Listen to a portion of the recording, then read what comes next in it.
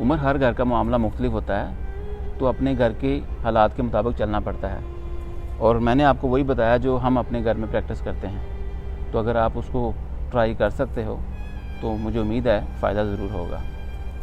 ठीक है, चलो अपना ख्याल रखो, और कोई मसला हो तो फ़ोन करना मुझे।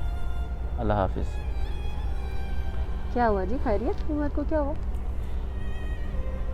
उमर असल में 5-6 महीने हो गए हैं मुल्क से बाहर चला गया हुआ है, अच्छा।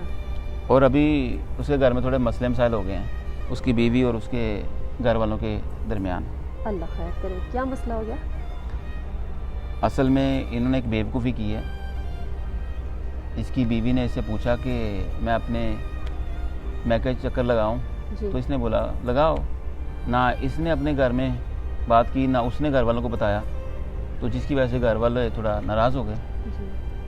तो उसकी वजह से ही थोड़ा सा मामला ख़राब चल रहा है। ओहो, तो फिर आपने क्या कहा उसको?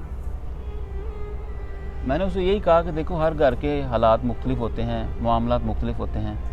मैं इसके बारे में कुछ नहीं कह सकता, लेकिन मैं आपको सिर्फ इतना ही कह सकता हूँ कि जो हम अपने घर में करते हैं, कि मैंने कई साल बाहर गुजारे हैं, फैमिली के बगैर भी गुजारे हैं, और मैंने कभी इन मामलात को अपने हाथ में नहीं लिया। और जब बीवी ने मुझसे पूछा भी है, बल्कि कभी पूछा भी नहीं उसने, उसको शुरू से ही पता है कि घर को चलाने के लिए बड़ों के साथ मिलकर चलना पड़ता है।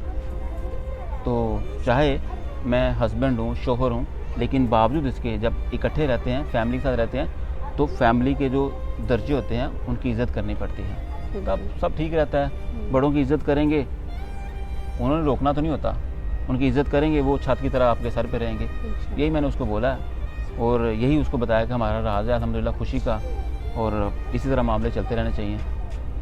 और दूसरा तरीका ये है कि आप अपनी मर्ज़ी से ज़िंदगी जियो, और उसकी कीमत है, उसकी कीमत ये झड़पें ही हैं। बिल्कुल।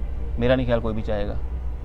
तो बेहतर है कि रिश्तों की इज़्ज़त की जाए और मिल के रहा जाए, ताकि आगे सब एक दूसरे का सहारा बन के चल सकें। इंशाअल्लाह। यही कहा मैंने उसे, और क्या कहना है। अच्छा, अल्लाह को